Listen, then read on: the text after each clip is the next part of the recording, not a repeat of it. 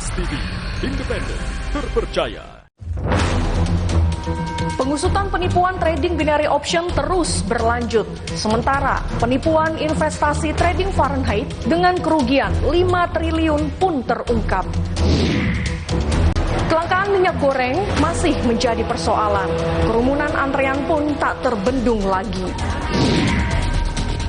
Prosesi dan simbol persatuan di titik nol IKN Nusantara. Serba-serbi jelang gelaran MotoGP di sirkuit Mandalika, Lombok, NTB.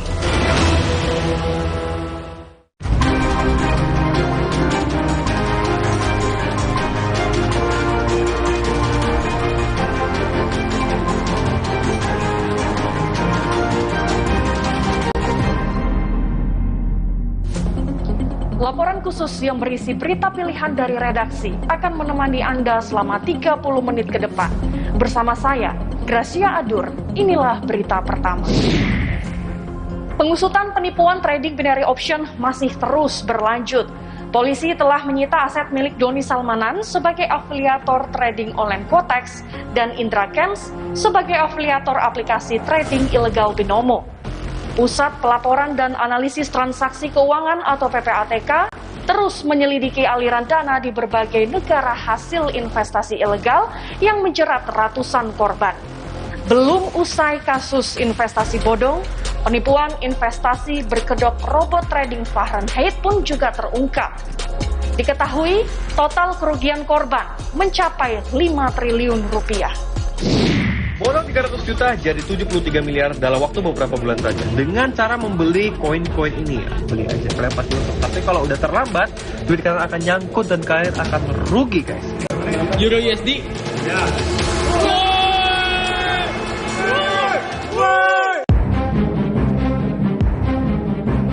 Besar harapan saya, masyarakat Indonesia bisa memaafkan semua kesalahan saya. Kemudian yang kedua, saya ingin juga memohon doanya kepada teman-teman semuanya di seluruh masyarakat Indonesia ini agar sanksi terhadap saya bisa diringankan. Kemudian juga untuk masyarakat Indonesia untuk berhati-hati. Pengusutan investasi bodong dengan kerugian mencapai ratusan miliar rupiah masih berlanjut. Hari ini, istri Doni Salmanan, Dina Nur Fajrina, bersama manajer suaminya, serta didampingi kuasa hukum memenuhi panggilan Bareskrim Polri. Dinan dipanggil sebagai saksi sekaligus penjamin dari masa penangguhan Doni sampai 28 Maret mendatang.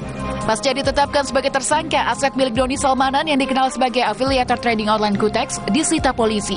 Direktorat Tindak Pidana Cyber Bareskrim Polri menyita aset Doni senilai 60 miliar rupiah dan sejumlah kendaraan. Di antaranya, mobil Porsche Carrera senilai 4 miliar rupiah yang dibeli dari YouTuber Arif Muhammad, Lamborghini Motorsport, dan rumah mewah di Kabupaten Wilayah Soreang dan Kota Bandung. Nama Doni Salmanan semakin populer saat dirinya memberi sejumlah uang kepada sederet selebritas. Uang tersebut diduga hasil dari penipuan trading binary option. Diketahui Doni pernah memberi uang sebesar 1 miliar rupiah kepada YouTuber Reza Arab saat streaming game online dan membayar minuman racikan penyanyi Rizky Febian sebesar 400 juta rupiah. Doni juga memberi sejumlah uang pecahan dolar kepada pasangan Rizky Bilar dan Lesti Kejora sebagai hadiah pernikahan. Sebelumnya, kasus serupa juga menjerat Indra Kents atau Indra Kesuma, afiliator aplikasi trading ilegal Binomo yang telah ditetapkan sebagai tersangka. Kini keduanya terancam hukuman 20 tahun penjara atas dugaan penipuan investasi, tindak pencucian uang, dan penyebaran berita bohong. Polisi telah menyita aset senilai 43,2 miliar dari 57,2 miliar milik Indra Kents, di antaranya satu mobil Ferrari California seharga 4 miliar rupiah, mobil Tesla Model 3 seharga 1,5 miliar rupiah, Lamborghini dan Rolls Royce seharga 9 miliar rupiah.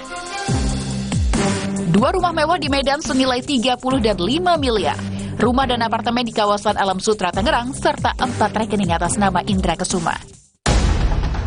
Tak hanya penyitaan aset yang bernilai fantastis, kini polisi juga menelusuri pemilik akun investasi ilegal Binomo. Selain itu, Pusat Pelaporan dan Analisis Transaksi Keuangan atau PPATK terus menyelidiki aliran dana di berbagai negara hasil investasi ilegal yang menjerat ratusan korban. Kita menemukan ada beberapa transaksi yang terkait dengan pihak luar negeri, baik transaksi dari luar negeri ke Indonesia atau transaksi dari Indonesia ke luar negeri. Itu luar negerinya itu ada ke Singapura, Australia dan Amerika, kemudian China dan China. Total kerugian 14 korban investasi bodong binomo Indra Kents yang telah melapor ke pihak kepolisian mencapai 25,6 miliar rupiah. Diperkirakan jumlah korban dan kerugian akan terus bertambah.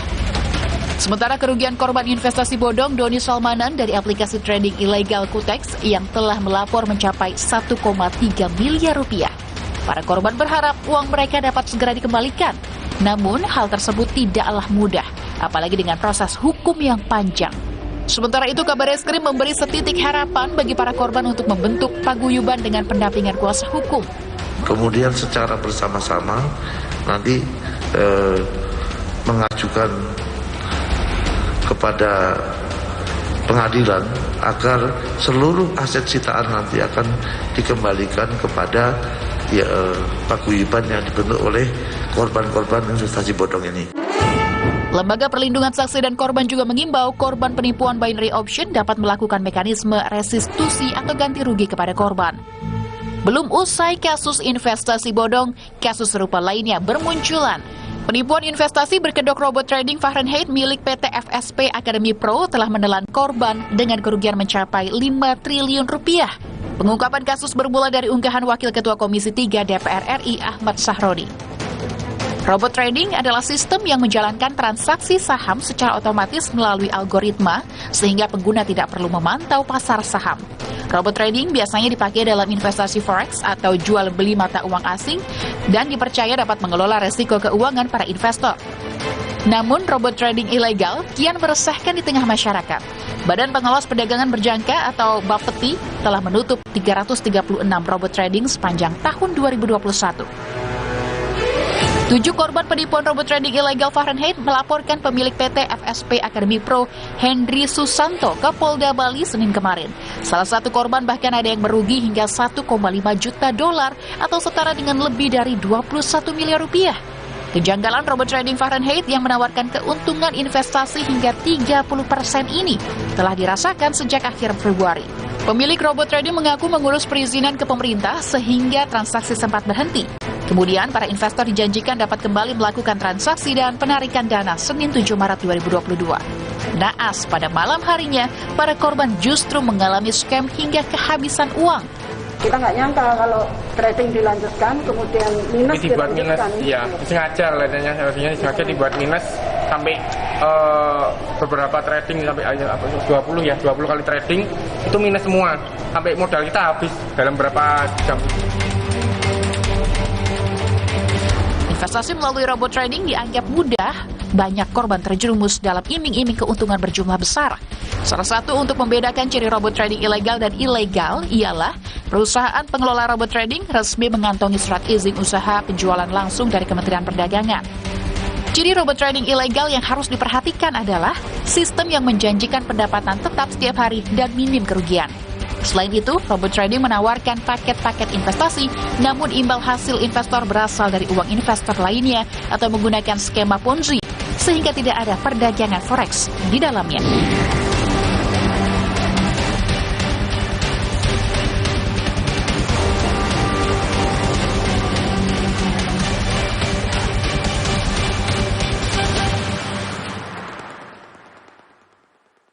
Dewi Sri dan warga desa Lembah Ajaib bersiap menyambut panen raya.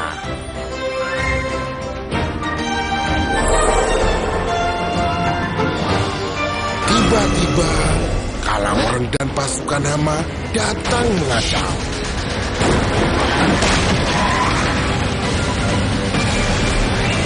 Siapkan semua panen kalian yang berharga. Aku akan kembali. Marjan, bangkitkan harapan. Pakai sneakers pasti tampan, tapi banyak kebutuhan. Gengsi punya HP kentang, sampai malu dilihat orang. KPR, cicil bambai benang. Gak pakai mana? Punya Hunian tanpa tahan kebutuhan. KPR guys.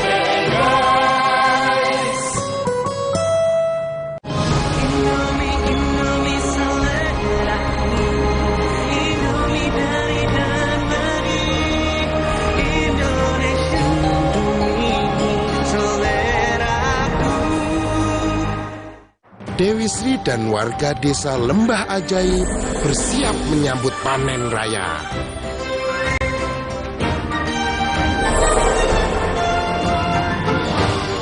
Tiba-tiba, Kalawareng dan pasukan hama datang mengacau.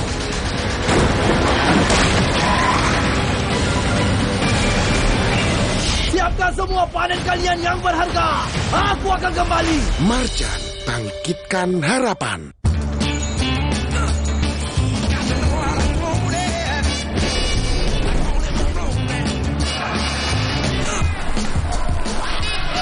Samsung Galaxy S22 Series 5G. Get it now. Dewi Sri dan warga desa Lembah Ajaib bersiap menyambut panen raya.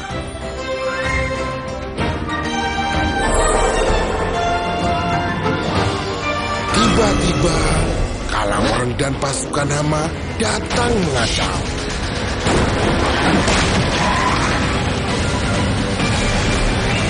Siapkan semua panen kalian yang berharga. Aku akan kembali. Marjan bangkitkan harapan. Apa? Ayam pop? Yang ayamnya gurih. Sambalnya nagih. Yes, baru Indomie goreng rasa ayam pop. Marka pop dengan bumbu rame rempah. Pop, marka pop. Marka pop, pop. Mie bulat-bulat nyoy. Indomie. Khas Sumatera Barat. Indomie. Dengan sambal, pedas nendang. Rempah pedasnya bikin pengen nambah.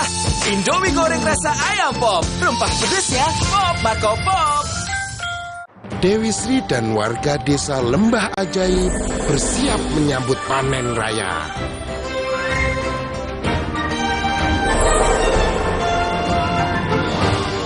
Tiba-tiba, Kalawareng dan pasukan hama datang mengacau.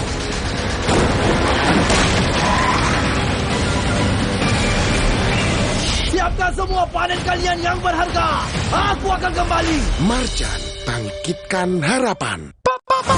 Apa? Ayam pop? Yang ayamnya gurih. Sambalnya nagih. Yes, baru Indomie goreng rasa ayam pop. Marka pop dengan bumbu rame rempah. Pop, Marka pop. Marka pop, pop. Mie bulat-bulat nyoy. Indomie. Khas Sumatera Barat. Indomie. Dengan sambal, pedas nendang. Rempah pedasnya bikin pengen nambah. Indomie goreng rasa ayam pop. Rempah pedasnya pop, Marka pop.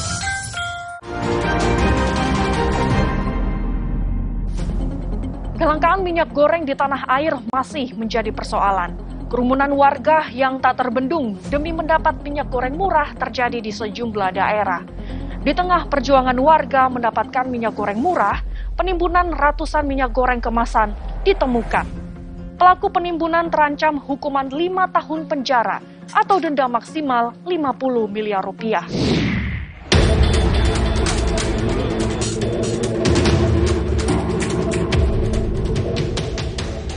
Di tengah kelangkaan minyak goreng di tanah air muncul cerita pilu dari Kabupaten Berau, Kalimantan Timur. Seorang ibu meninggal dunia saat hendak mengantri minyak goreng di halaman parkir minimarket. Dalam video amatir, korban tiba-tiba jatuh pingsan. Warga langsung membawa korban ke rumah sakit. Namun nyawa korban tak tertolong dalam perjalanan. Suami korban mengaku sudah melarang istrinya pergi keluar rumah karena saat itu sang istri sudah mengeluh sakit. Korban yang diketahui memiliki riwayat penyakit sesak napas ini semula hanya ingin membeli sarapan dan melihat antrian pembeli minyak goreng. Kepada sang suami, korban berjanji jika antrian panjang ia akan mengurungkan niatnya membeli minyak goreng. Namun antrian belum dimulai, korban sudah jatuh pingsan. Pihak kepolisian menyebut saat peristiwa terjadi korban tidak dalam antrian dan minimarket pun belum dibuka. Cerita lainnya datang dari seorang ibu hamil yang rela antri dalam operasi pasar minyak goreng di Goa, Sulawesi Selatan. Suryanti, yang bermata pencarian sebagai penjual gorengan, terpaksa antri karena kesulitan mendapat minyak goreng. Melihat kondisinya, panitia pun langsung mempersilahkan Suryanti membeli minyak tanpa harus berlama-lama antri.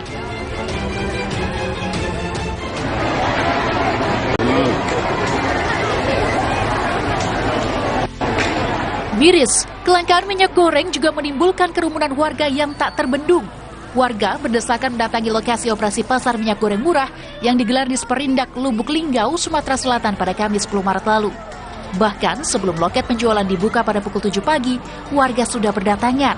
Satu orang diperbolehkan membeli maksimal 2 liter minyak goreng seharga Rp27.000 dengan syarat membawa KTP dan kartu keluarga.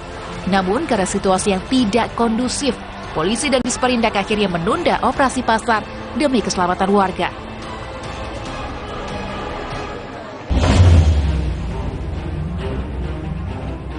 Di Bone, Sulawesi Selatan, ratusan warga berlarian menyerbu salah satu toko sembako yang menjual minyak goreng murah. Untuk menghindari warga berdesakan, pihak toko membagikan kupon dengan transaksi melalui celah kecil di pintu toko. Warga pun rela antri selama 3 jam untuk mendapatkan minyak goreng murah.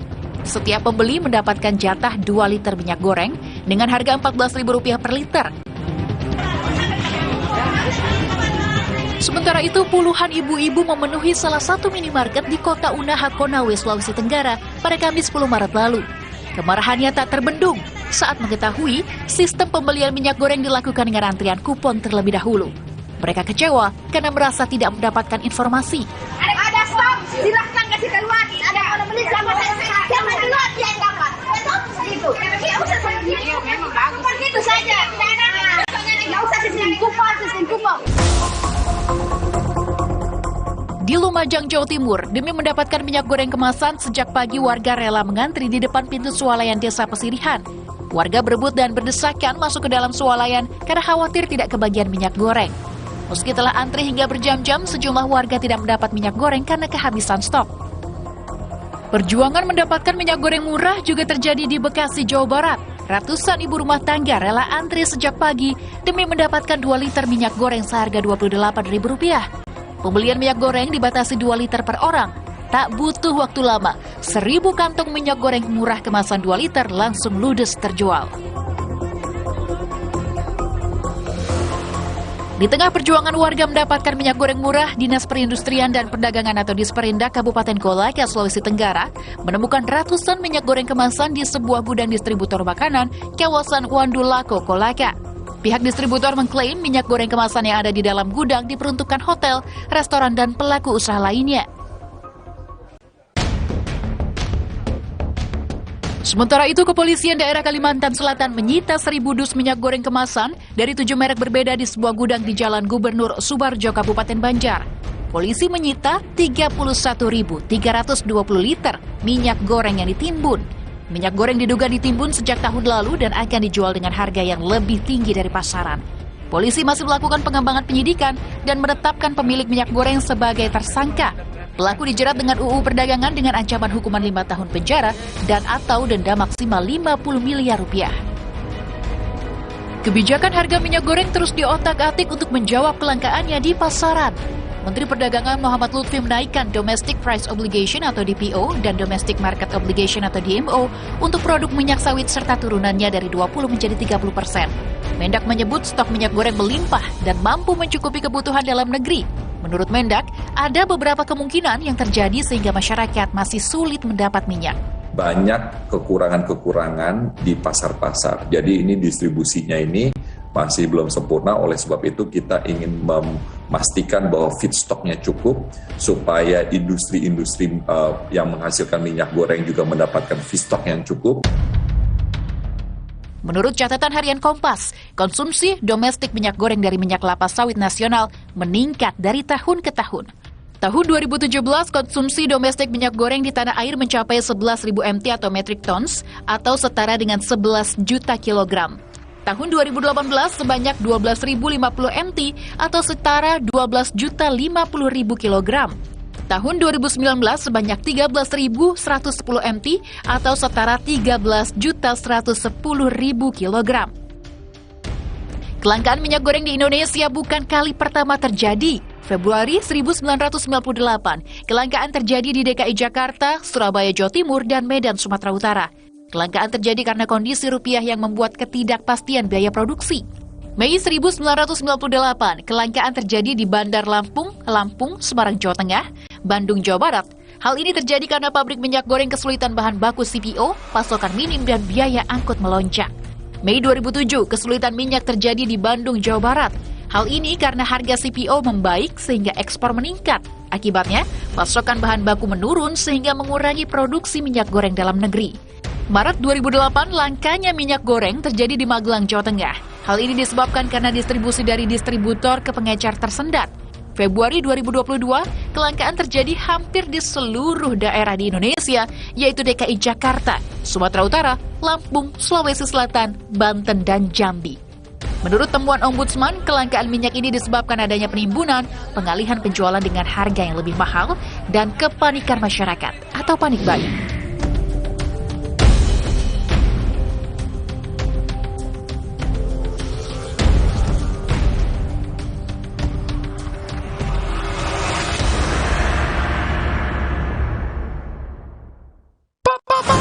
Apa? Ayam pop? Yang ayamnya gurih, sambalnya nagih. Yes! Baru! Indomie goreng rasa ayam pop. Marka Pop dengan bumbu rame rempah. Pop. Marka Pop. Marka Pop. Mie bulat-bulat nyoy. Indomie. Khas Sumatera Barat. Indomie. Dengan sambal. Pedas nendang. Rempah pedasnya bikin pengen nambah. Indomie goreng rasa ayam pop. Rempah pedasnya pop. Marka Pop. Dewi Sri dan warga desa Lembah Ajaib bersiap menyambut panen raya.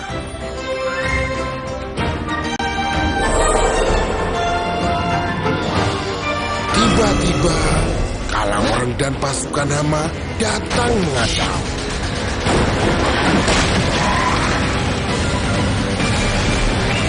siapkan semua panen kalian yang berharga. Aku akan kembali. Marjan, bangkitkan harapan.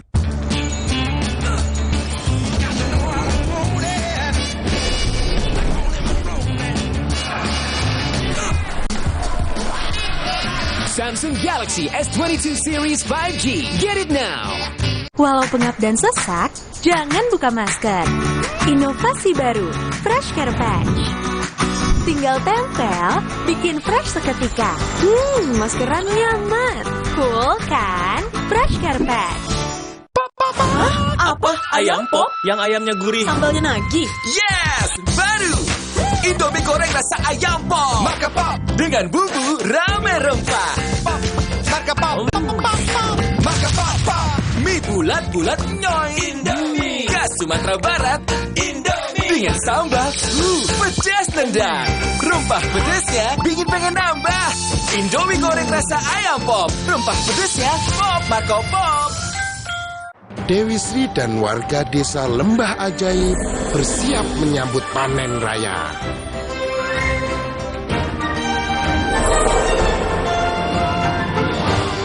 Tiba-tiba, Kalawang dan pasukan hama datang mengacau.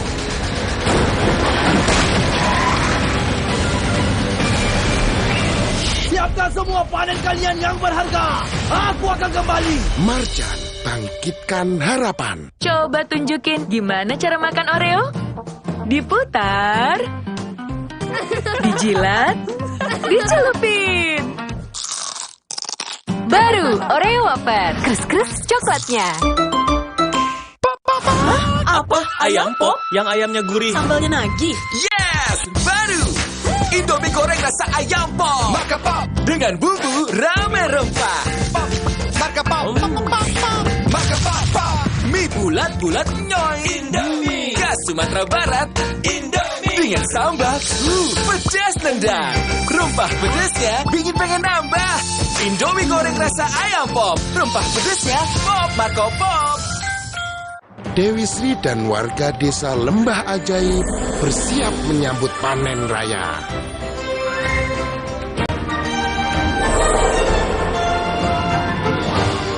Tiba-tiba, Kalawang dan pasukan hama datang mengacau.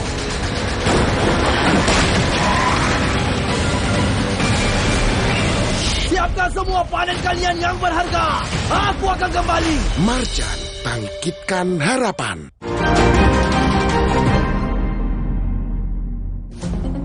Presiden Jokowi dan gubernur dari 34 provinsi melakukan prosesi penyatuan air dan tanah yang dibawa dari masing-masing daerah sebagai simbol persatuan di titik nol IKN Nusantara. Selanjutnya, Presiden bersama sejumlah menteri dan gubernur Kalimantan Timur berkemah di area lokasi tersebut. Beralih ke persiapan MotoGP di Lombok, Nusa Tenggara Barat, sejumlah pebalap MotoGP beserta kru telah tiba dan disambut beragam kesenian tradisional suku Sasak. Jelang gelaran MotoGP pada 18 hingga 20 Maret mendatang, sirkuit Mandalika dipastikan telah siap sepenuhnya.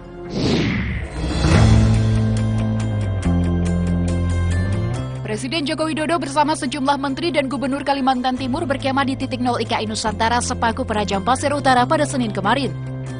Sementara karena kondisi lapangan dan sarana yang terbatas, 33 gubernur lainnya yang dijadwalkan ikut berkemah kembali ke daerah masing-masing. Sebelumnya Presiden Jokowi dan para gubernur dari 34 provinsi melakukan prosesi penyatuan air dan tanah yang dibawa dari masing-masing daerah sebagai simbol persatuan di titik 0 IKN Nusantara. Gubernur DKI Jakarta Anies Baswedan mendapat kesempatan pertama untuk memberikan air dan tanah yang dibawanya ke Presiden Jokowi. Selanjutnya, satu persatu gubernur menyerahkan air dan tanah ke Presiden untuk disatukan ke bejana Nusantara. Prosesi penyatuan dilakukan oleh Gubernur Kalimantan Timur Isran Nur.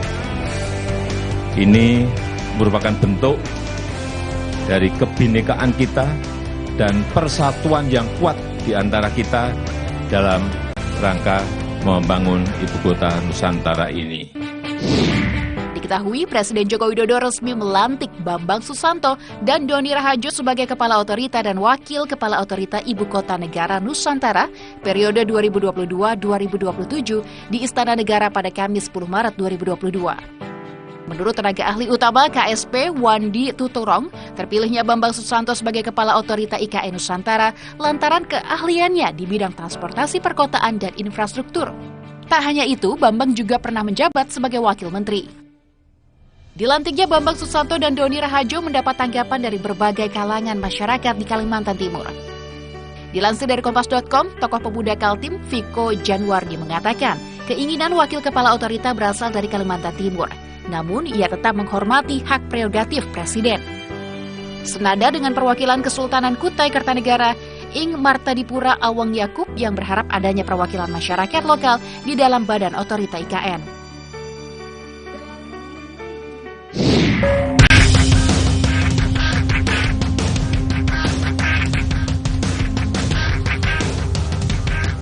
Beralih ke persiapan gelaran MotoGP di Lombok, Nusa Tenggara Barat.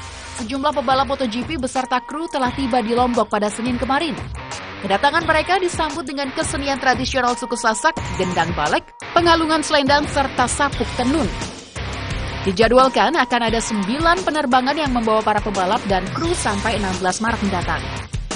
Rencananya Rabu besok akan diadakan parade di Jakarta yang akan diikuti oleh 16 pebalap MotoGP, termasuk pebalap asal Indonesia Mario Aji dan Vega Eda Pratama. Sementara itu, jelang gelaran MotoGP 2022 pada 18 hingga 20 Maret mendatang, sirkuit Mandalika telah siap sepenuhnya. Penataan di seluruh area sirkuit dan proses pengaspalan akhir di lintasan sirkuit pun telah selesai sejak 9 Maret lalu. Di pintu masuk utama sirkuit Mandalika telah terpasang patung Presiden Joko Widodo yang diberi nama Speed Jokowi, hasil karya pematung ternama asal Bali, Inyoman Warta. Sementara itu, logistik milik para pebalap MotoGP telah berdatangan. 3 penerbangan dari Doha dan Qatar tiba dengan membawa lebih dari 150.000 kg logistik para pebalap. Jadi total nanti akan ada 5 pesawat dari Doha yang landing di Lombok untuk membawa kargo keperluan logistik MotoGP. Menariknya, camping ground yang berada di Pantai Kuta Lombok sekitar 2 km dari area sirkuit Mandalika dapat menjadi solusi para penonton MotoGP yang tidak mendapatkan penginapan. Tempat ini berisi tenda yang harganya berkisar antara Rp600.000 hingga Rp900.000 per malam saat balapan dimulai. Sementara jika memesan sebelum gelaran MotoGP dimulai, harga per tenda berkisar Rp250.000 hingga Rp300.000. Sebelumnya, sarana pendukung seperti hotel dan tempat penginapan lainnya sudah terisi penuh karena antusiasme warga baik lokal maupun asing sangat tinggi. Mereka telah memesan hotel atau penginapan sejak jauh-jauh hari. Bahkan rumah-rumah penduduk di sekitar sirkuit Mandalika pun tak luput dari incaran para calon penonton MotoGP.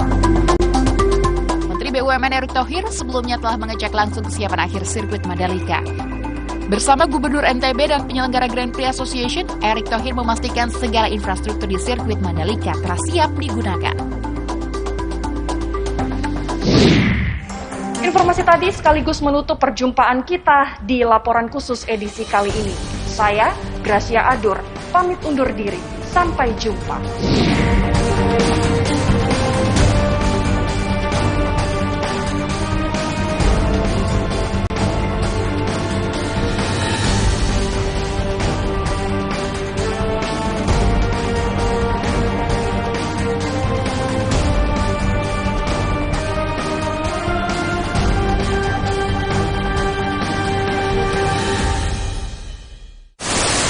Hah? Kok TV-nya mati?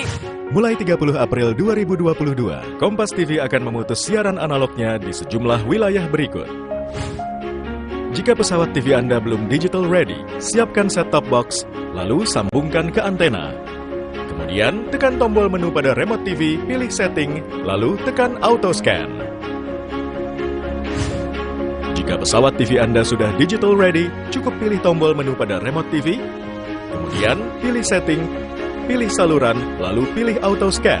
Dengan saluran digital, Anda bisa menyaksikan program-program Kompas TV dengan kualitas gambar dan suara yang lebih tajam dan jernih. Masuki era digital bersama Kompas TV.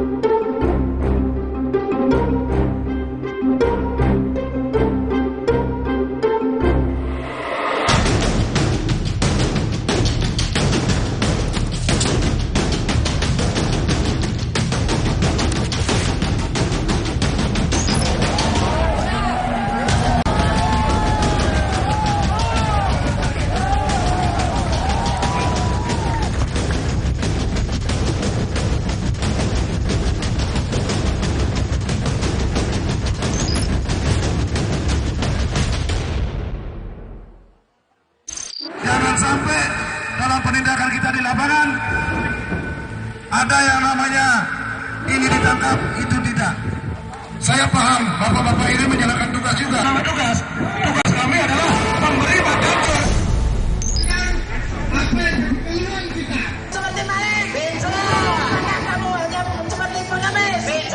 Supir-supir truk ini protes. Mereka turun ke jalan, berunjuk rasa. Para supir truk nyaris serentak menggelar demonstrasi di sejumlah daerah. Bahkan tak segan memblokade jalan nasional dan jalan tol hingga menimbulkan kemacetan panjang.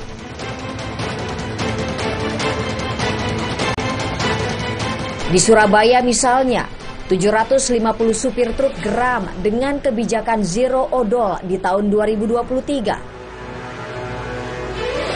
Para supir memarkirkan truknya di depan kantor Dishub Jawa Timur. Imbasnya, Bundaran Waru dan Jalan Ahmad Yani macet total. Mereka berharap negara merevisi kebijakan yang dinilai terlalu memberatkan profesi pengemudi truk, termasuk penyesuaian tarif logistik bila aturan zero odol di 2023 diberlakukan. Di Klaten pun sama. Kemacetan selama 2 jam terjadi karena para supir truk ini meminta pelonggaran aturan syarat muatan. Ketatnya aturan membuat para supir kucing-kucingan saat membawa truk barang.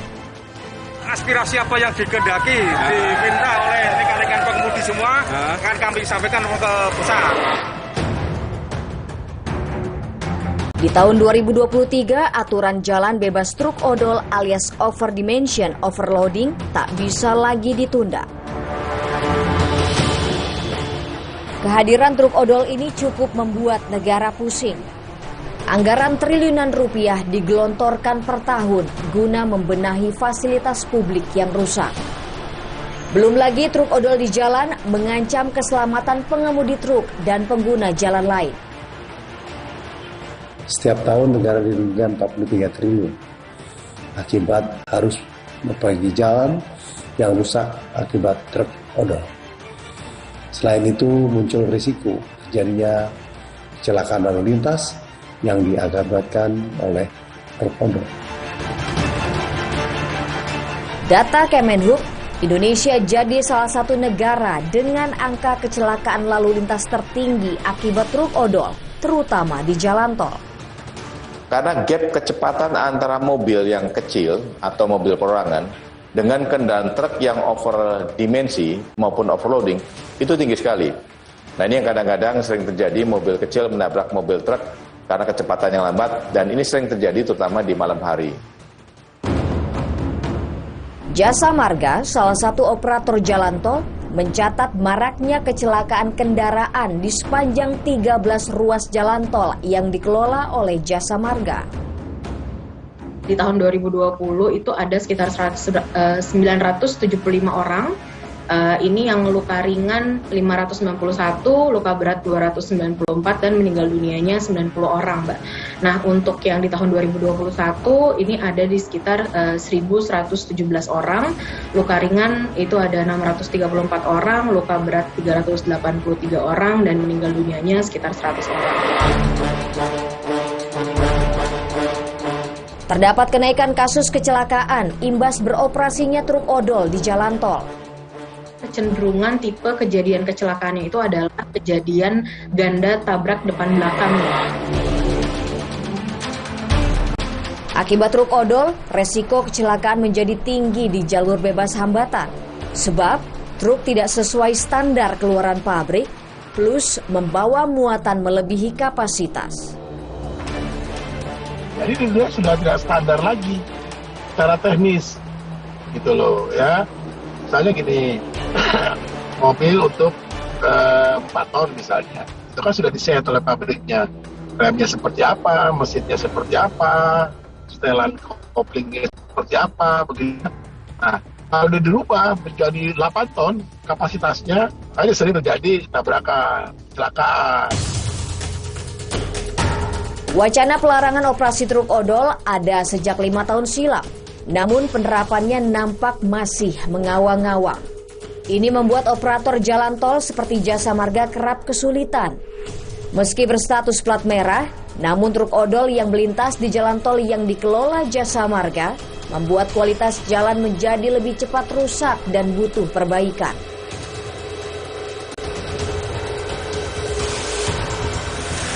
Saat ini saya berada di salah satu rest area di Tol Cikampek, dan berdasarkan pemantauan saya di sini masih banyak truk-truk yang diduga truk odol masih beroperasi dengan membawa berbagai macam barang dengan kapasitas yang melebihi aturan sesungguhnya. Padahal kita tahu saat ini pemerintah lagi gencar-gencarnya untuk melakukan penertiban terhadap odol ini.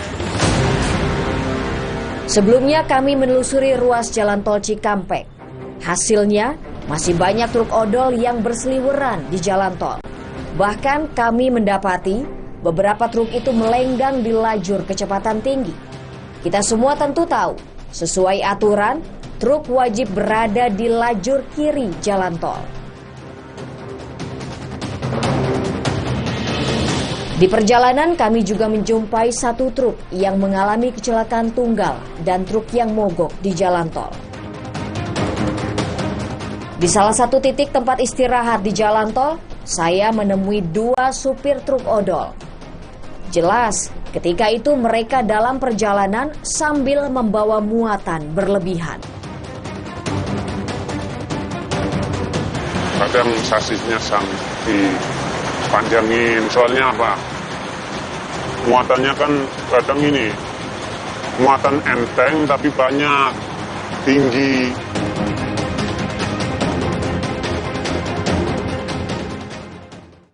Dewi Sri dan warga desa Lembah Ajaib bersiap menyambut panen raya.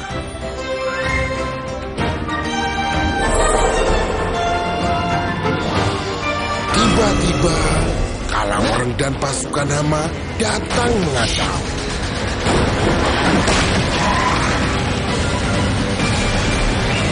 Siapkan semua panen kalian yang berharga. Aku akan kembali. Marjan, bangkitkan harapan.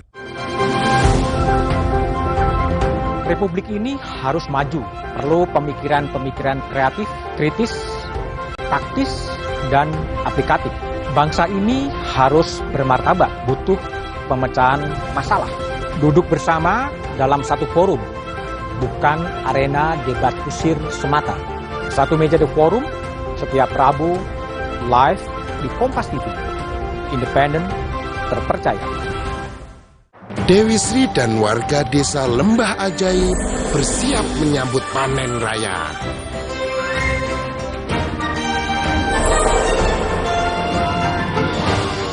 Tiba-tiba, Kalamoreng dan pasukan Hama datang mengacau.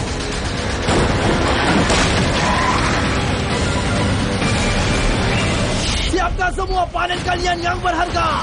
Aku akan kembali. Marjan, bangkitkan harapan. Bersama Universitas Gunadarma dengan berbagai program studi yang terakreditasi BAN PT peringkat A. Siap menginspirasi. Halo masa depan, kami siap. Let's join us. Dewi Sri dan warga desa Lembah Ajaib bersiap menyambut panen raya.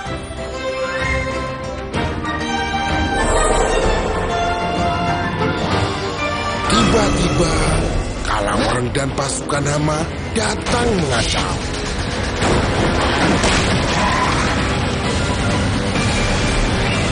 Siapkan semua panen kalian yang berharga. Aku akan kembali. Marjan, bangkitkan harapan. Telinga gatal? Telinga kotor? Jangan dikorek. Teteskan Vital Ear Oil sebagai obat tetes antiseptik rongga telinga Anda. Vital Ear Oil. Dewi Sri dan warga desa Lembah Ajaib bersiap menyambut panen raya.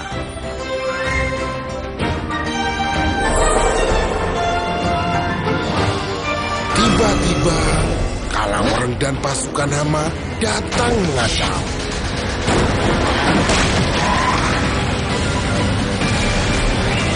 Siapkan semua panen kalian yang berharga. Aku akan kembali. Marjan, bangkitkan harapan.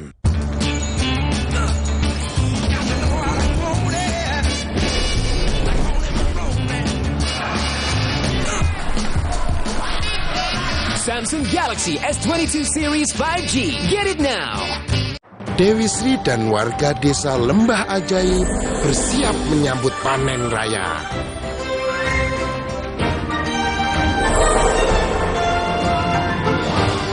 Tiba-tiba, Kalamoreng dan pasukan Hama datang mengacau.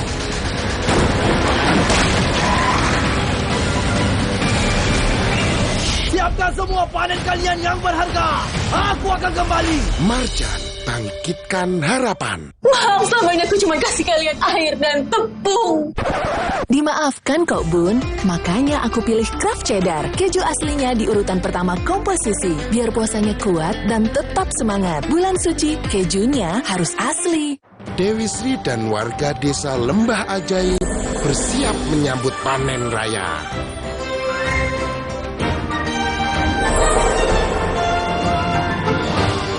Tiba-tiba, Kalamoreng dan pasukan Hama datang mengacau.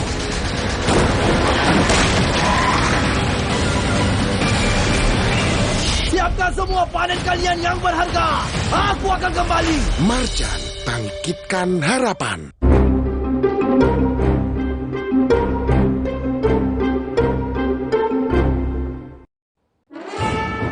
Jika betul terrealisasi di 2023, truk odol tidak akan beroperasi lagi, baik itu di jalan raya maupun di jalan tol. Tol dapat memangkas waktu jalan menuju lokasi tujuan. Tidak heran jika truk odol kerap melintas di sini. Jelang Zero Odol tahun 2023, pemerintah menggaungkan kembali kebijakan larangan menggunakan moda truk odol di seluruh prasarana jalan, termasuk di jalan tol. Faktanya larangan yang negara gaungkan belum nyata terimplementasi. Temuan kami di lapangan, masih banyak truk pelanggar regulasi dimensi dan muatan. Kami menemui AM dan MR, dua supir truk yang membawa pakan ternak. Truk yang AM dan MR kemudikan melebihi muatan. Kapasitas truk maksimal 15 ton. Namun mereka terpaksa membawa muatan 2 kali lipat sekali jalan, yakni mencapai 35 ton demi menutup biaya operasional. Nah, kita kan main borongan tonase. Kalau tonasenya dikurangin, buru-buru buat setoran, Bang. Puluhan tahun jadi supir truk, mereka merasa serba salah. Karena tugas AM dan MR hanya mengantar barang saja. Kadang sasisnya dipanjangin, soalnya apa? Muatannya kan kadang ini, muatan enteng tapi banyak, tinggi. Sanksinya harus ke pabrik. Iya, mau belum gratis ya, mau misalnya muatannya separuh, ya, kita biasa tahun misalkan kita 20 ya, 20, kalau muatannya ada sama kayak Muatan yang berlebih dan modifikasi truk asalnya dari tempat kedua supir ini bekerja. Tiap hari dikasih ya, ujung-ujungnya duit, Pak. Benar, lebih parah. Dimintain suratnya, mintanya 100. Kalau lagi gampang ya 50.000 juga mau. Untung-untungan. Menelaah peraturan Dirjen Perhubungan Transportasi Darat, truk pembawa muatan lebih dari seharusnya akan dikenai tilang dan mesti memindahkan kelebihan muatan. AM dan MR mengklaim bos mereka tahu kondisi ini, tetapi memilih menutup mata. Kita yang susah sendiri, kalau majikan mah nggak mau tahu, kita yang repot. Bisa ditilang, suruh ngambil tilangan sendiri. Kalau nggak boleh jalan, kalau dikandangi kita suruh nunggu di situ. Suruh dibongkar lebih parah lagi. Kalau muatannya dikurangin, kan jadi kan uang jalannya tambah kecil. Kadang kalau mau damai kan harus ngasih. Dia pakai duitnya supir, bos mah nggak mau tahu kadang. Bos pabrik juga nggak mau tahu. Bos yang punya mobil juga nggak mau tahu. Demi menghindari petugas yang melakukan patroli odol, mereka mengaku menghindari jembatan timbang dan memilih berdiam di rest area sepanjang tol yang mereka lalui. Bukan hanya soal distribusi barang, truk odol menyangkut keselamatan manusia. Odol ini adalah kejahatan pidana, itu loh. Bukan cuma lalu lintas, Mbak, pidana. Ya, membahayakan orang lain. Ini bukan cuma kejahatan lalu lintas, ini extraordinary crime. Ya, kejahatan kemanusiaan udah nih.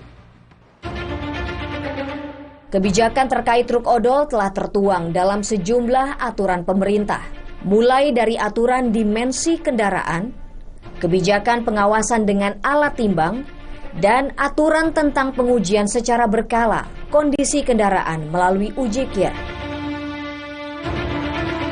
Namun melihat realita masih banyak truk yang tidak sesuai aturan melenggang bebas di jalan, apa yang salah dari implementasi kebijakan ini di lapangan?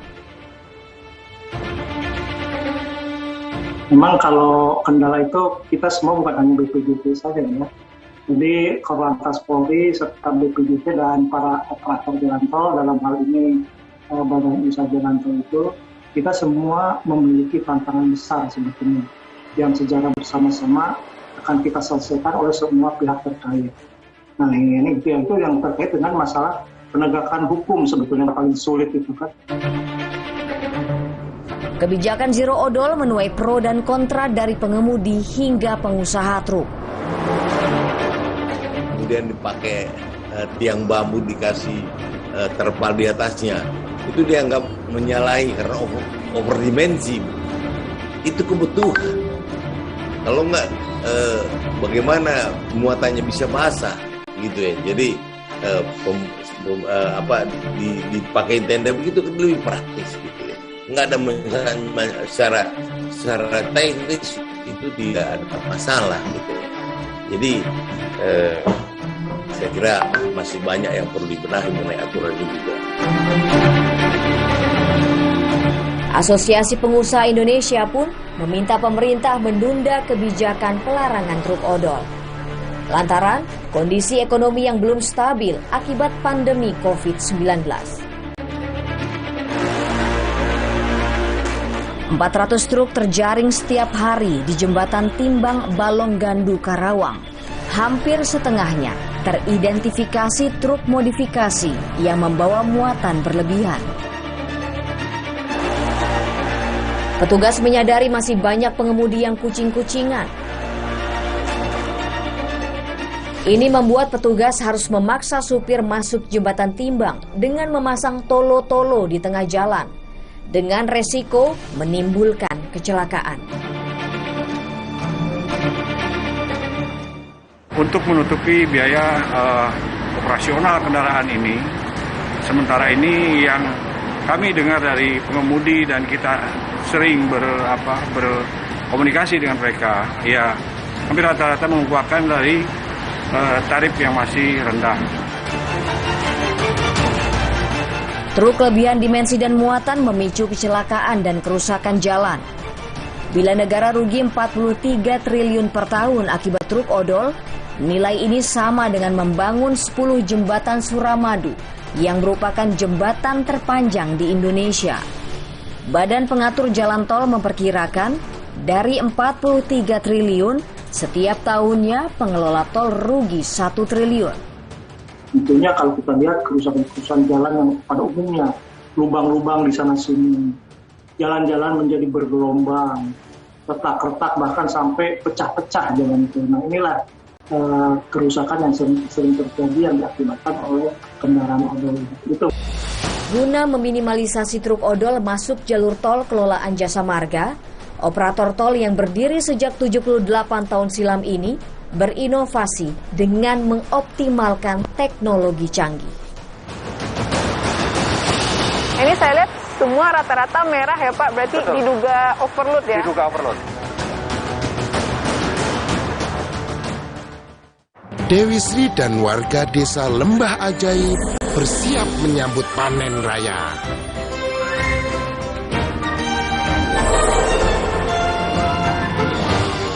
Tiba-tiba, Kalawang dan pasukan hama datang mengadang.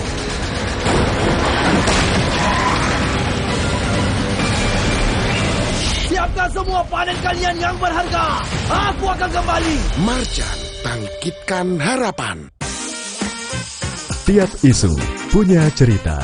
Saya nggak minta Bapak Presiden, itu keinginan dari Bapak sendiri. Tiap individu punya sudut pandang. Kebudayaan adalah bagian yang paling real dari hidup kita. Tiap kisah punya inspirasi. Kangen nggak sama Opande? Kangen pasti. Kangen banget. Buat Rosi, aku rela dikerjain kayak begini. Rosi, setiap Kamis, pukul 8:30 malam, di Kompas TV. Dewi Sri dan warga desa Lembah Ajaib bersiap menyambut panen raya.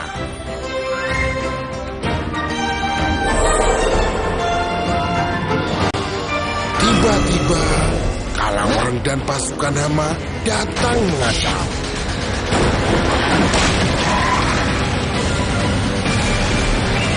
Siapkan semua panen kalian yang berharga. Aku akan kembali. Marjan, bangkitkan harapan.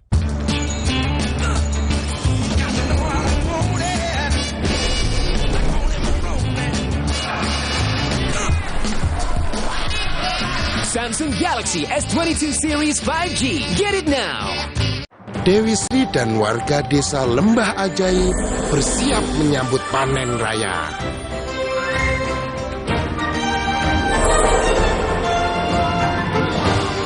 Tiba-tiba, Kalawang dan pasukan hama datang mengadang.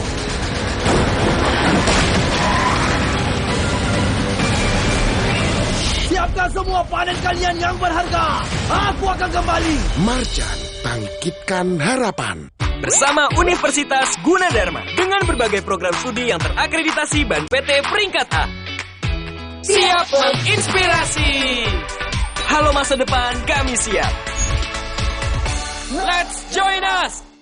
Dewi Sri dan warga desa Lembah Ajaib bersiap menyambut panen raya.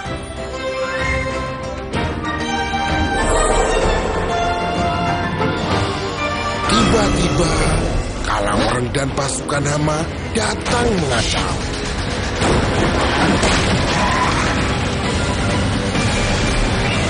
Siapkan semua panen kalian yang berharga. Aku akan kembali. Marjan, bangkitkan harapan. Gangguan prostat?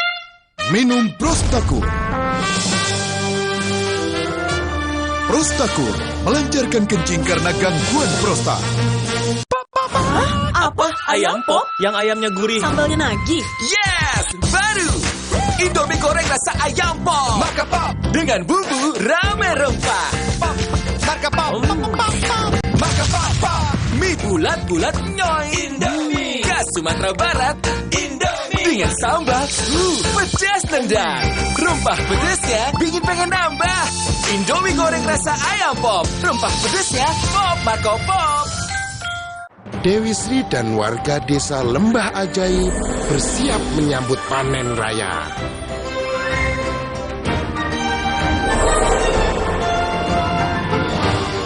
Tiba-tiba, kala orang dan pasukan hama datang mengacau.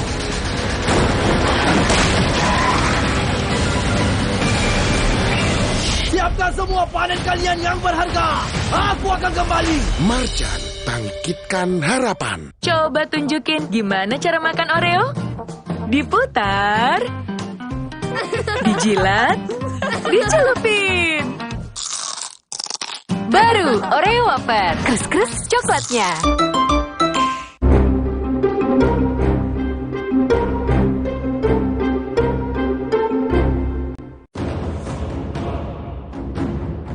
Jasa Marga mengoptimalkan teknologi Weigh in Motion atau WIM. Sistem kerjanya mendeteksi keberadaan truk odol melalui sensor yang ditanam di bawah jembatan tol. 2 Maret lalu, 600 truk terjaring melanggar aturan di Jembatan Timbang. Jembatan Timbang mampu jadi pengontrol untuk menekan peredaran truk odol di tol. Tim Berkas Kompas memantau sistem kerja WIM mendeteksi truk yang overdimension. Belakang saya ini adalah jembatan timbang yang biasa digunakan untuk menentukan berapa muatan sebuah kendaraan, khususnya truk yang melintas di Tol Jagorawi. Jembatan timbang di tol ini cukup praktis, di mana setelah kendaraan sudah berada di atas jembatan timbang, secara otomatis langsung muncul angka berapa muatan dari kendaraan tersebut. Ini adalah simulasi pendeteksian truk yang diduga odol melintas di jalan tol memakai teknologi WIM. Sekarang banyak ya Pak truk-truk besar yang melintas di Tol Jagorawi. Gimana Pak cara melakukan sensor atau sensornya bekerja itu gimana sih Pak caranya? Tadi Bapak jelaskan bisa dipantau dari aplikasi ya? Bahwa alat sensor itu diletakkan 500 meter sebelum jembatan ini. Apabila terdeteksi dia overload, sesuai dengan aplikasi yang kami punya atau alat sensor yang kami punya, namanya Kestrel Siwim, dia akan terdeteksi di dalam aplikasi ini. Contohnya seperti ini yang pertama, dia kelebihan beban 69%. Jenis kendaraannya bisa kita lihat. Inilah kendaraan yang dia kelebihan beban. Nah, kendaraan ini yang kita pinggirkan untuk dimasukkan ke dalam timbangan statis ini untuk dipastikan ke pengguna jalan bahwa Bapak melebihin muatan. Berdasar simulasi pemantauan melalui WIM secara real time, banyak kendaraan besar berlebih muatan yang melintasi tol Ciawi terekam di aplikasi sensor WIM. Saya lihat semua rata-rata merah ya Pak, berarti betul, diduga overload ya? Diduga overload. Jadi yang terdeteksi ini adalah diduga overload. Makanya dia muncul di sini. Apabila dia tidak terdeteksi di sini, kendaraannya aman, tidak overload. Dalam sekali operasi truk odol, 50 hingga 60 truk kedapatan melanggar aturan. Upaya pendekatan hukum dilakukan sesuai porsi pelanggaran. Jasa Marga mengklaim memiliki 25 kamera yang tersebar di ruas jalan tol yang telah terintegrasi dengan sistem Kakor Lantas. Bisa mendeteksi nanti kecepatan dari kendaraan yang melewati ruas itu ada di berapa kilometer per jam. Nah, ini yang lagi kami integrasikan dengan sistem ATLE-nya Korlantas. Kami harapkan dengan adanya implementasi inovasi jasa marga seperti WIM dan speed kamera dengan etle gitu ya, ini dapat mengurangi juga jumlah pelanggaran yang nantinya dilakukan oleh pengguna jalan. Kemenhub menyebut Indonesia mempunyai 88 jembatan timbang. Tetapi jumlah itu dinilai masih belum cukup mengurai problematika truk odol. Kalau nggak ada jembatan timbang, nggak ada pengawasan, ya odol bebas. Di pintu-pintu tol itu dibuat jembatan timbang. Tugasnya lihatnya ada odol, suruh balik dia. Gitu loh. Kalau dia sudah over dimensi, jangan masuk. Ya, karena itu bahaya. Secara teknis kan. Lalu bagaimana BPJT mengawasi truk odol supaya tidak lagi bisa lewati jalan tol demi mewujudkan 2023 Zero Odol? Kita sudah beberapa kali melakukan kegiatan operasi gabungan secara rutin, mulai dari pengawasan, pelarangan, serta penindakan hukum kendaraan odol menjadi yang melanggar. Gitu kan. Nah, tentu dengan dilakukannya penindakan kendaraan odol ini juga akan membatasi ruang gerak dari kendaraan yang tidak berkeselamatan tersebut. Hingga akhir tahun 2022, pemerintah bakal menggencarkan sosialisasi larangan operasi truk odol. Tetapi ada pengecualian bagi 5 industri sampai di penghujung tahun nanti. Jangan sampai dalam penindakan kita dilakukan. Atas karut-marut problematika truk odol, YLKI menghimbau supaya aturan Zero Odol harus nyata ditegakkan. Larangan truk odol melintasi jalan raya maupun jalan tol mesti betul-betul diimplementasikan. Ketika Dirjen Perhubungan Darat ya mencoba law enforcement, kemudian ditelepon oleh pihak tertentu, tolong jangan sekarang, ditunda dulu sampai 2 atau 3 tahun. Nah, kalau seperti terus kapan akan dilaksanakan? Optimalisasi tak cukup hanya dilakukan 1-2 pemangku kepentingan. Semuanya mesti berkolaborasi agar tak ada lagi tarik ulur kebijakan pelarangan truk odol. Odol harus dilarang. Itu satu jawaban yang tidak ada lagi kompromi untuk mentoleransi keberadaan truk odol, karena truk odol sudah terlalu lama dibiarkan. Ya, harus ada nyali ya tanpa pandang bulu untuk menegakkan truk odol sehingga kerugian bisa dihilangkan, ditekan dan dijadikan satu nilai ekonomi yang lebih tinggi ketika truk odol ini dilarang.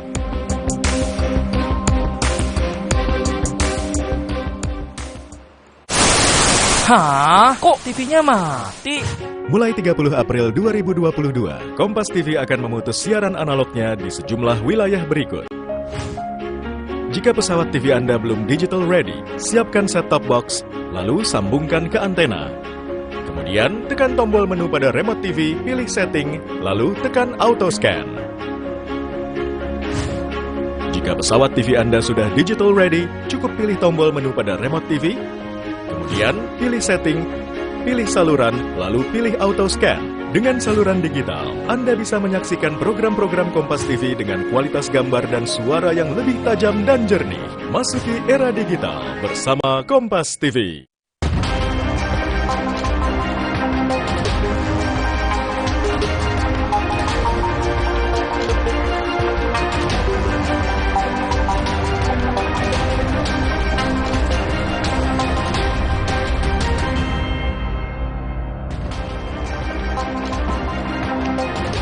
Halo saudara, bagaimana kabar Anda? Kita jumpa lagi dalam program Berita Utama selama 1 jam ke depan. Saya Yasir, Nene Ama. Dan saya Distila Rasati, saudara. Dalam segmen Kompas Bisnis, kami akan menghadirkan ada 4 berita pilihan kita di Berita Utama. Selain itu, kami juga punya 5 berita pilihan yang tentu saja menarik untuk disimak. Sementara itu, sejumlah sorotan lain yang juga akan kami bahas, salah satunya. Istri Doni Salmanan, Dinan Fajrina, hari ini diperiksa penyidik Direktorat Tindak Pidana Siber Bareskrim Polri sebagai saksi guna menelusuri aset Doni Salmanan.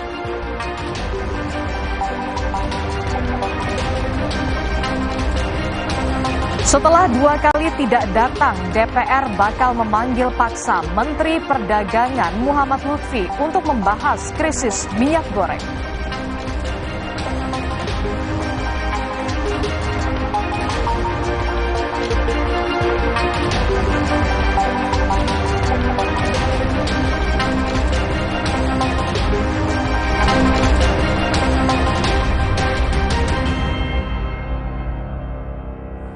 Informasi pertama di berita utama, saudara. Sebuah rumah di Jalan WR Supratman, Tangerang Selatan, Banten, ludes terbakar. Api diketahui berasal dari korsleting mesin cuci yang ternyata lupa dimatikan. Kencangnya angin serta banyaknya bahan yang mudah terbakar membuat api dengan cepat membesar dan meludeskan hampir seluruh bangunan, saudara. Sulitnya sumber air di sekitar lokasi kebakaran sempat membuat petugas pemadam kebakaran kesulitan memadamkan api. Setelah 2 jam dengan menurunkan 12 mobil pemadam kebakaran, akhirnya api dapat dipadamkan. Tidak ada korban jiwa dalam peristiwa ini.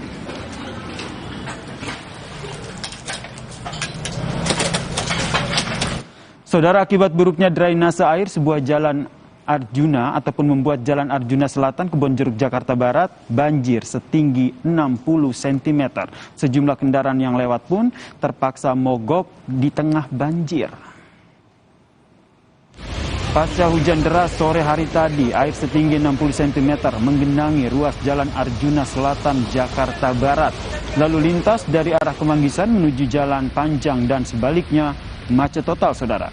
Sejumlah kendaraan mogok di tengah banjir. Petugas PPSU bersama dengan Sudin SDA melakukan pengaturan lalu lintas dan membersihkan saluran air agar banjir dapat cepat surut. Drainase yang kecil ya.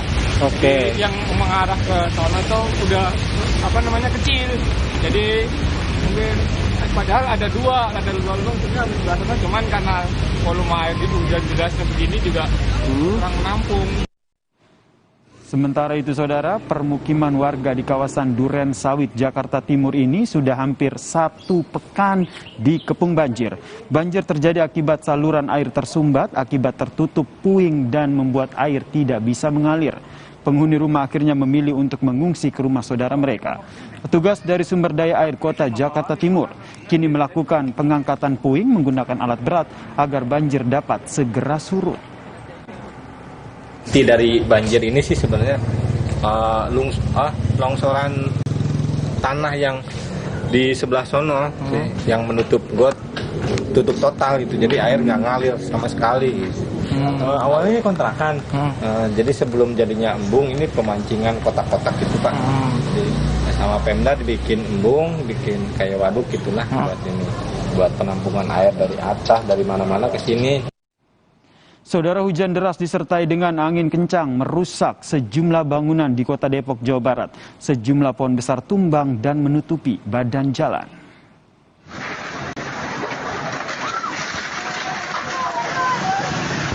Peristiwa ini, saudara, terjadi di Jalan Ridwan Rais, Depok, Jawa Barat. Terlihat atap toko dan lapak dagangan dari warga yang terbuat dari asbes dan terpal ini terbang di sapu angin. Kencangnya hembusan angin juga merobohkan pohon besar dan menimpa kantor pos yang berada di kawasan Depok Jaya, Pancoran Mas, saudara.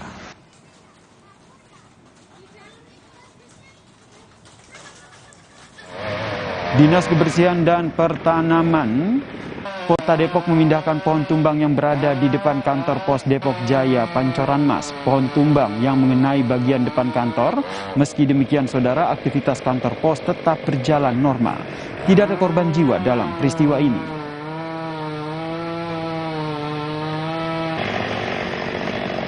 Saudara, petugas suku dinas perhubungan Jakarta Pusat menggelar razia parkir liar di kawasan Pasar Tanah Abang, Jakarta Pusat. Adu argumen dengan pemotor pun tidak terelakkan. Pak, itu kan itu toko, Pak. Pak, itu toko itu, Pak. Ini toko.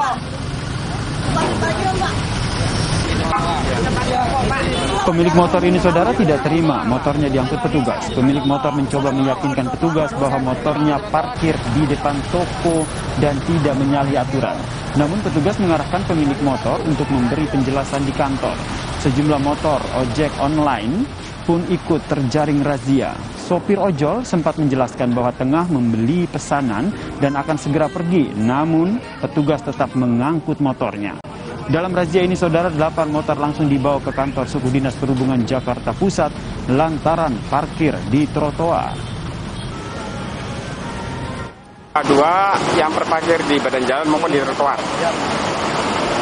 Sementara ada 8 unit sepeda motor dibawa ke kantor Sudinhub Jakarta Pusat untuk ditindaklanjuti bagian lantas dengan sanksi tilang. Saudara, aksi pencurian besi penutup gorong-gorong kembali terjadi. Kali ini besi penutup gorong-gorong yang raib berada di depan minimarket kawasan Joglo, Jakarta Barat. Inilah detik-detik aksi pencurian besi penutup gorong-gorong, saudara. Komplotan pelaku datang dengan mobil angkutan umum. Salah satu pelaku yang turun dari mobil angkutan umum bertugas mengambil besi seberat 7 kg. Sementara pelaku lainnya mengarahkan mobil menutupi proses pencurian ini. Peristiwa ini terjadi pada pukul 1 dini hari, di mana menurut warga di kawasan ini tengah marak terjadi berbagai kasus pencurian. Ya, itu sekitar jam 1 malam ada angkot parkir di sini, orangnya lari ambil ini terus lari lagi jalan. Itu juga ada video CCTV-nya sama Alfa itu. Pelakunya berapa orang, Pak? Untuk pelakunya 1 orang yang ambil. Nah, ada beberapa orang lagi di dalam angkot. Saudara, 4 anggota Polsek Tambak Sari, Surabaya, Jawa Timur babak belur dipukul warga saat mengevakuasi pelaku curanmor dari amukan massa. Warga yang mengamuk melakukan aksi main hakim sendiri kepada pelaku pencurian kendaraan bermotor. Massa yang akan memukul pelaku justru mengenai anggota polisi yang sedang berusaha membawa pencuri dengan mobil patroli. Akibatnya, saudara, Aibda, Joko Nugroho, dan 3 rekannya mengalami luka di bagian wajah dan kepala. Selain itu, saudara, mobil patroli milik